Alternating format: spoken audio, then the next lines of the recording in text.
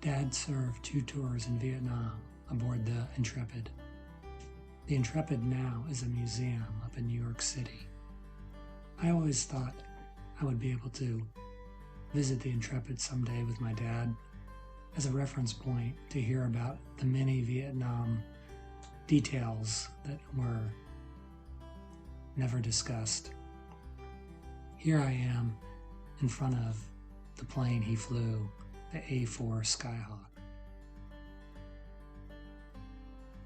One detail that I did know clearly was that I was named after my dad's best friend, who was missing in action, later found to be killed in Vietnam. His name was Phil Craig, otherwise called PC. Dad was an Eagle Scout. He played football, at one point being the MVP. He was in the band. He was the president of his class. He did well in school. He was supported by his widowed mother, 2 brothers, and loving sister.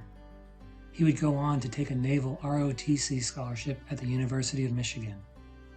At Michigan, he would join a fraternity with other ROTC members, where he made many friends.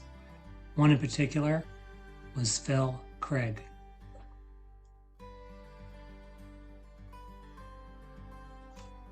Dad, PC, and another fraternity brother would get their private pilot's license while still at the University of Michigan.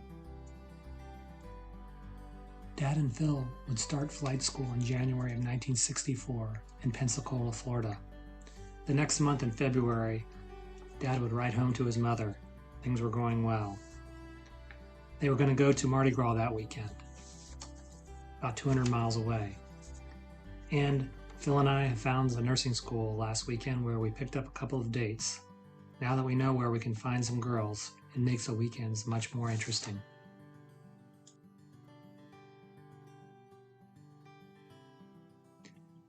Dad would be in flight school for another 1.5 years. He would write home regularly, mentioning the challenges of instrument flying with a hood over the cockpit, advanced formation flying, and night flying. In one letter he writes, "I finally got to solo the jet. It was wonderful. We get lots of big billowy clouds around here, and to fly in and out of them is a sight to behold. I think you would really enjoy it." After flight school, Phil and my dad would be assigned Squadron VA-15, the Valions.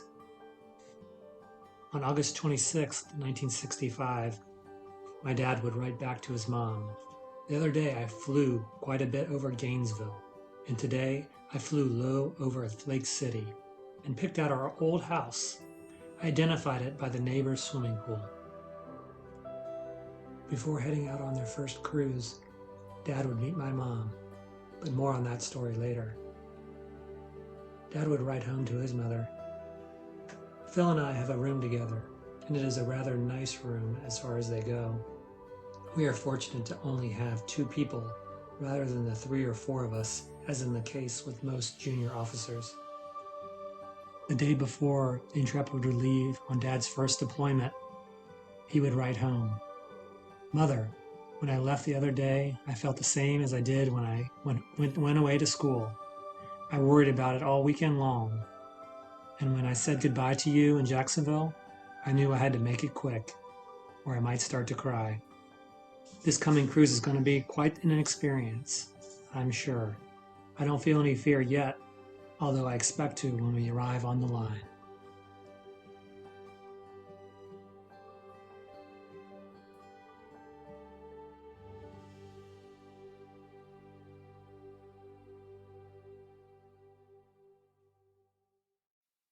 VA-15 and the Intrepid would start their first deployment off the coast of South Vietnam at Dixie Station. A month into their deployment, Dad would write home, "There are always summer thunderstorms building up over the land during the day. They consider this the monsoon season here, and all the southern part of the peninsula seems to be flooded. There are canals and rivers everywhere. I received my first battle injury here the other day. I split my head open during the pre-flight of the airplane. I wasn't looking where I was going and bumped my head on the wing. It was nothing serious at all, but I sure received a lot of guff about it from the squadron. We're having quite a time here with our supply problems. There are so many parts which we even need for which the ship doesn't have aboard. I'm afraid sooner or later we'll have to use one or two of our planes just to take it apart so that we can keep our other planes flying.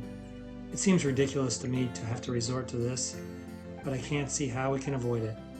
Maybe the war will be over before we reach that point, but I'm afraid that is even more of a ridiculous idea. He would end the letter. You know, it's funny when you get into a daily routine, you realize how much you miss the little, seemingly insignificant events which you enjoyed before. Such things as playing golf or handball, or going swimming in Cherokee Springs at night, or sitting out on the porch with a cold drink, all seem to me now to be wonderful things to do. I suppose, when I get back, I'll take them for granted, just as I always did before. Everything is so relative. After a mid-tour stop in Japan for repairs and resupply, Dad would write home. Phil and I both bought tape recorders, and I'm making tapes right now. We have quite a stereo setup in the room. It's a very pleasant addition. Mother, I think of home so much. This is not a pleasant job we are doing here.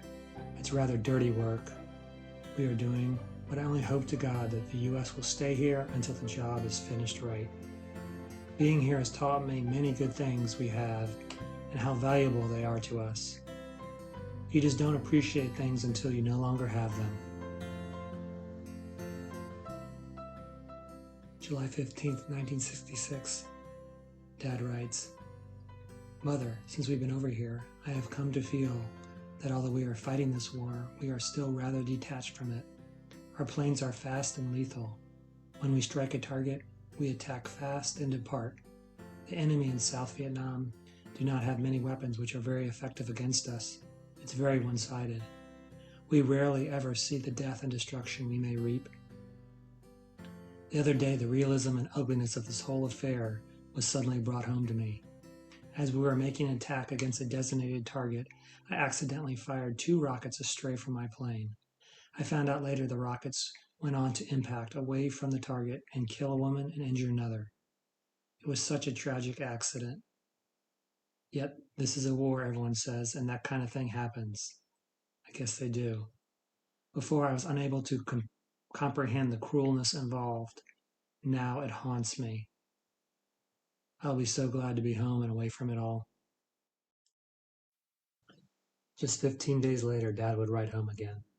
Dear Mother, I made my 100th landing aboard the ship this week, and I'm now an Intrepid Centurion. It doesn't mean anything. It's just a little tradition the Navy has. I really think we're helping the military here. Before I got over here, I felt rather discouraged about the whole situation in South Vietnam, but now it doesn't look so hopeless. Maybe someday the whole problem will be solved.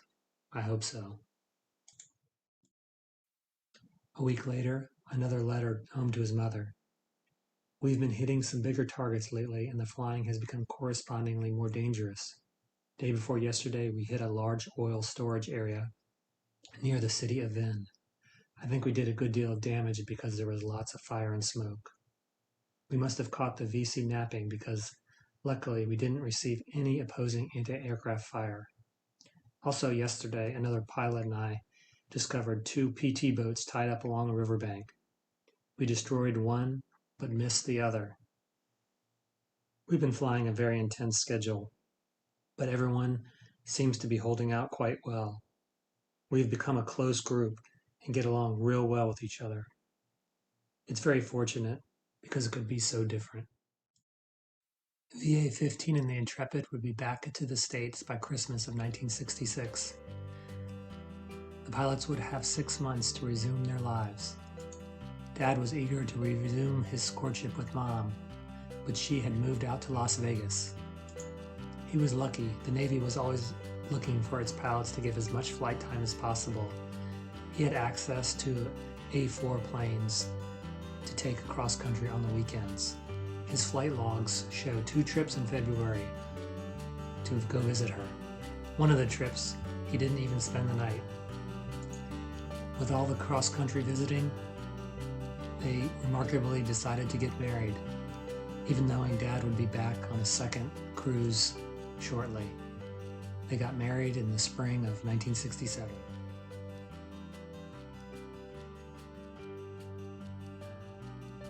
Bill Craig would be by my dad's side all during these very transformative years. This was very unusual for someone to be an ROTC, go to the same flight school, assigned to the same squadron, be deployed together, and be roommates on a ship.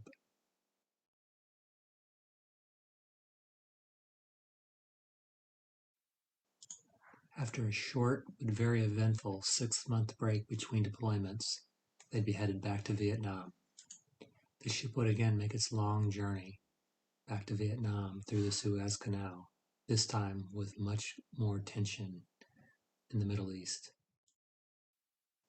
This deployment, they'd be at Yankee Station off the coast of North Vietnam and the much more heavily defended targets there. The squadron would still be able to celebrate where they could, but they were in for a much rougher experience this time.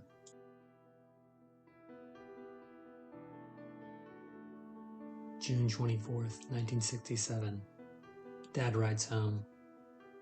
We're now on our 4th day on the line and everything is going smoothly. It's amazing how quickly we recognize the terrain and many of the old landmarks. It hardly seems like we've been away. Our air conditioner is running beautifully and is indeed enjoyable. It is rather illegal, however, and if discovered, PC and I may be drummed out of the Navy.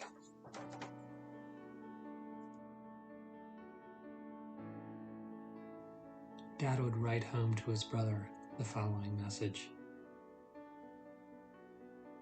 We are doing all of our flying in the Hanoi-Haiphong area, and needless to say, it is a considerably active area. Missiles and flak are encountered on every strike, varying only in degree. On June 30th, my wingman was shot down and lost. He was hit during a dive run.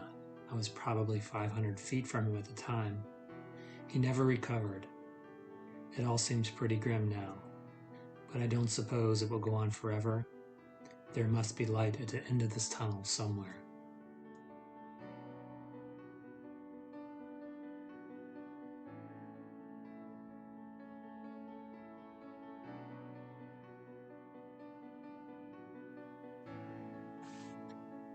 Later, I would find some email correspondence Dad had regarding PC. This is stuff I had never heard him talk about. Dad starts, I saw Dixie in the dining room and asked him how the mission had gone. He said, didn't you hear about it? PC didn't return. I was stunned. I set my tray down and walked up to the hangar deck. I stared at the ocean for a while, but I don't really know what my thoughts were. It seemed unbelievable and totally believable at the same time. I remember wondering if I was in a bad dream or if it was real. After that, I think we all pushed the reality away. I don't remember talking to anyone about it, or if I did talk to anyone, I don't remember what was said.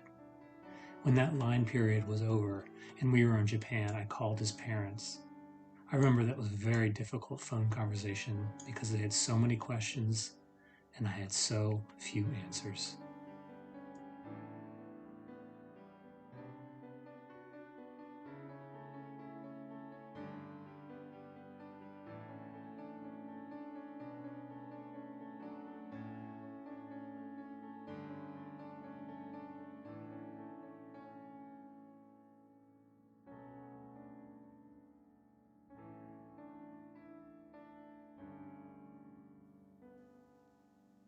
There's not much documentation about the last half of the second deployment. I do know that one of the other pilots was shot down and captured as a POW. and that the cruise ended in November. Dad would leave VA-15 to take a job at China Lake in a weapons testing program. He and my mother would move out there to finish up Dad's Navy commitment. At China Lake, he flew the Navy's A-7 plane. On January 8th of 1969, his log records a mid-air collision. This was one story he didn't have a problem talking about. He told it multiple times. When I would ask him, was he scared to have to eject and parachute out of an airplane, he told me there was no time to be scared. The ejection was so fast and rough, and once settled, floating down, all he could think about was looking around to see if he could see the other pilots shoot. Fortunately, both pilots were uninjured from this incident.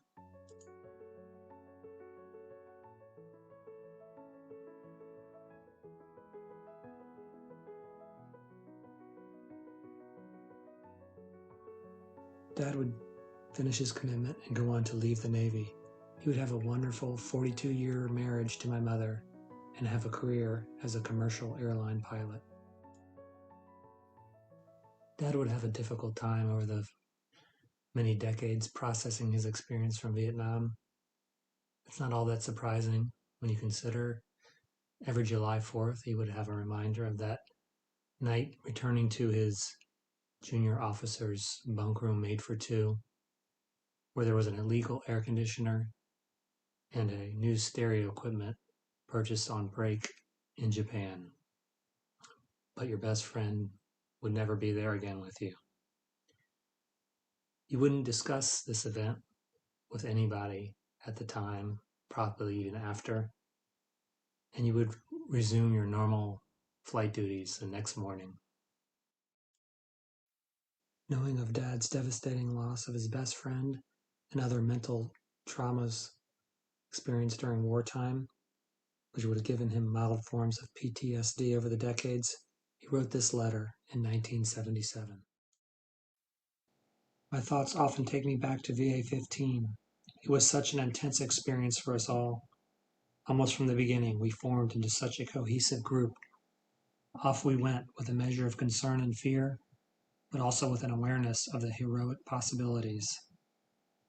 Even when we started taking losses, it only seemed to confirm this was a real thing, not an exercise. We were in a real war. People were being lost. But it was a real war, and everyone knows, but no one believes, that war is hell. We went and we returned. Upon returning, we congratulated ourselves, told war stories, and graciously received the medals and recognition bestowed upon us. It wasn't until leaving VA-15 in the atmosphere of positive reinforcement that the bad memories began to trouble me, kept welling up within me, like the horrible guilt I felt when the Vietnamese woman was killed by my stray rocket. Guilt that I could not erase by saying that these things just happen in war. Or the sadness and the helplessness we all felt when our good friends were lost. Or the feelings of disgust when recalling the artificial scorekeeping, the inflated damage reports, and the general ego stroking in which we all indulged. It's strange how these thoughts keep returning to me, thoughts which I can't seem to balance out with the remembrances of camaraderie in the crusading spirit of VA-15. Not that the camaraderie wasn't a wonderful thing, never experienced by me before nor since, but it wasn't powerful enough to submerge the bad memories. It was the bad memories which forced me to continually, almost unconsciously, review the whole episode in an effort to make some sense out of it, to somehow justify it. The more I thought, talked, read, and worried about it, the more it began to dawn on me that perhaps we were mistaken, perhaps we had been misled, perhaps we should have asked more questions. As events continued to unroll the full story of the war, I came to realize we hadn't been gallant freedom fighters struggling to make the world safe for democracy. Dad would maintain his connections to his VA-15 squadron mates. There was a certain bond of friendship and common experience that was extremely valuable to him.